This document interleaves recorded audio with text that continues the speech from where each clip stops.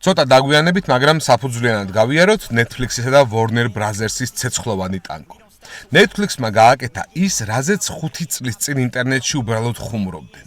სოფლიოს ერთ-ერთი უძველესი ჰოლივუდური სტუდია პირდაპირ გაგებით შთანთქა. Warner Brothers Discovery ოფიციალურად 82.7 მილიარდ დოლარად გაიყიდა. გარიგება 2026 წლის შემოდგომაზე ანტიმონოპოლიური შემოწმების შედეგად დაიხურება. ამიერიდან Netflix ეკუთვნის ყველაფერი. პირდაპირ მნიშვნელობით ყველაფერი, Harry Potter-ი, ბეჭდების ბრძანებელი, DC-ის კომიქსების მთლიანი სამყარო.